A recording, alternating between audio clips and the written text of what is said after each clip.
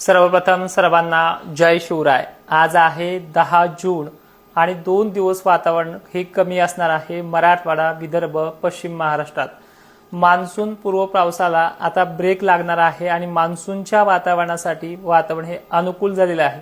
त्यामुळे राज्यामध्ये पुढील 4 दिवस वारे हे जोराने वाहतील। वातावरण 2 दिवस म्हणजे आज, उद्या आणि परवा अशा 3 दिवसापर्यंत वातावरण भकास वाटू लागेल। पण याला न घाबरता पुढील वातावरणासाठी हे वातावरण अशाच प्रकारचे वारे जोराने वाहत असतात आणि हेच वारे अवघ्या 3 दिवसात पुन्हा आभाळ काढणार आहे। मराठवाड्यामध्ये, पश्चिम महाराष्ट्रामध्ये, दक्षिण महाराष्ट्रामध्ये आणि तुरळक ठिकाणी विदर्भामध्ये 13 तारखेपासून पुन्हा ढगाळ वातावरण आणि शितुडे सातुडे जे काही ज्या शेतकऱ्यांनी पाण्याच्या भरोशावरती पेरण्या केल्यात म्हणजे स्वतः पाण्याच्या जिम्मेदारीने अशा शेतकऱ्यांना थोडा याच्यामध्ये दिलासा मिळेल। पण ऍक्च्युअल मान्सून हा 15 आणि 16 ला जे तुम्हाला जवळपास 13 मे पासून सांगितलेली जी काही तारीख आहे या तारखेच्या आत पेरण्या करू नका हा जो की सल्ला प्रत्येक व्हिडिओमध्ये दिलेला आहे। त्याचप्रमाणे हा मान्सून पोषक परिस्थिती निर्माण करतोय।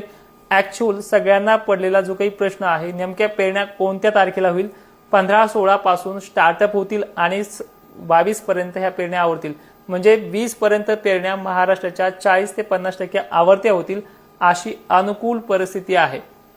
त्याचबरोबर मग आज 10 तारखेला कोणत्या भागामध्ये पाऊस असेल तर लक्षात ठेवा, हिंगणघाट परिसर, नागपूर परिसर, चंद्रपूर परिसर ह्या कोपऱ्यामधल्या भागांना ह्या 3 जिल्ह्याला वळिवासारखा पाऊस पडण्याची शक्यता आहे।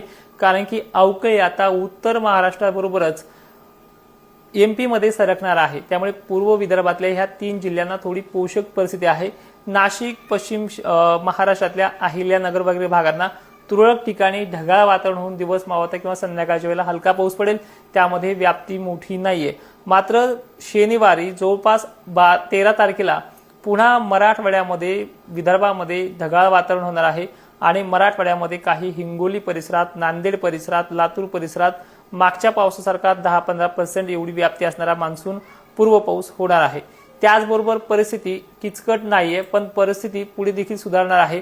त्यामुळे 15-16 पर्यंत पेरण्या बंद असाव्यात, करूच नका हा सल्ला वारंवार दिलेला आहे। त्याचबरोबर मान्सूनवरती अनेक शंका आशंका घेतल्या जातात। दुष्काळाचं जे काही मनामध्ये भ्रम आहे तो देखील तुटणार आहे। फक्त अजून एक आठवड्याभराचा कालावधी आहे। एका आठवड्यामध्ये हे चित्र स्पष्ट होईल। आता हा जो काही आतापर्यंत पडलेला पाऊस असतो तो मान्सून पूर्व जो अवकाळी जिथे पडला तिथे खूपच आणि टक्केवारी सुद्धा कमी राहते। त्यामुळे अनेक जणांना वाटतं की यंदा असाच पाऊस आहे का।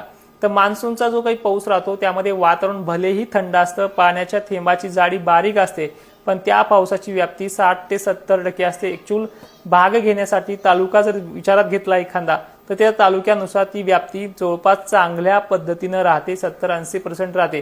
त्यामुळे कमीत कमी 15-16 पासून जसा पूर्व विदर्भ म्हणजे नागपूर वगैरे, चंद्रपूर या भागामध्ये समाविष्ट होत मान्सून महाराष्ट्र व्यापायला तिथून पुढे सुद्धा 3 दिवस घेऊ शकतो, एकंदरीत 18 तारखेपर्यंत। मग आता लक्षात घ्या कुठल्या जिल्ह्यांना किती व्याप्ती आणि कधी पेरण्या होतील हे देखील सरळ सरळ सांगण्याचा प्रयत्न करेल। ज्यावेळेस पश्चिम महाराष्ट्रातनं मराठवाड्यामध्ये वारे जोराने वाहतात तिथलं ढगाळ वातावरण, तिथला ढग व्याप्तीचा पाऊस हा नागपूर, पूर्व विदर्भ, हिंगोली, वाशिम पर्यंत जास्त मजल मारतो।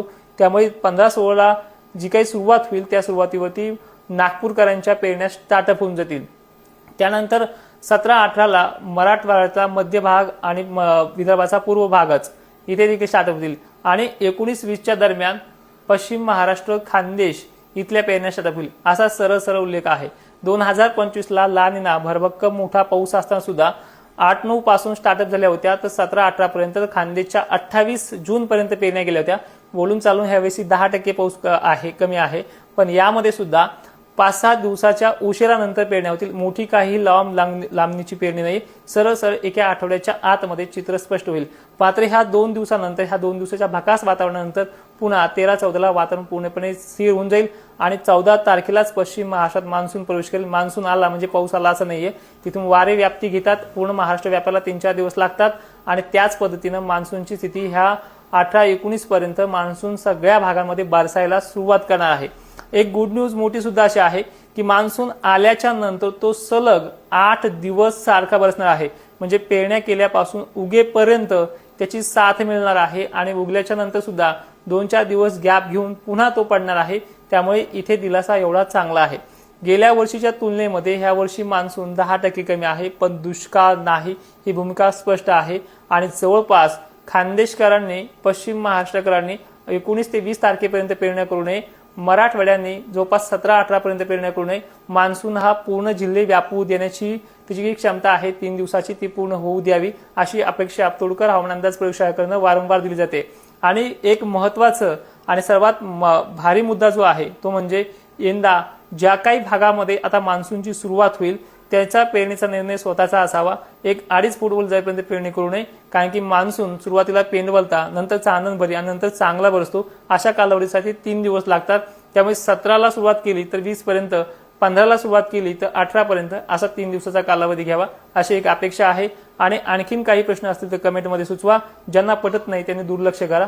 जय शिवराय, धन्यवाद। आणि एक जाता जाता सांगेल की पेरणीची तारीख आपल्या माध्यमातून कोणत्या व्हिडिओमध्ये दिली तो व्हिडिओ मला एकदा शेअर करा, कारण की वारंवार काही जण म्हणतात की तुम्ही पेरणी तुमच्या वर्षात पेरणी केली, पेरणी तुम्ही तुमच्या मनावरती केली आहे, इथून कुणालाही प्रयोगशाळेअंतर्गत एकदाही तारीख दिलेली नाहीये। जय शिवराय।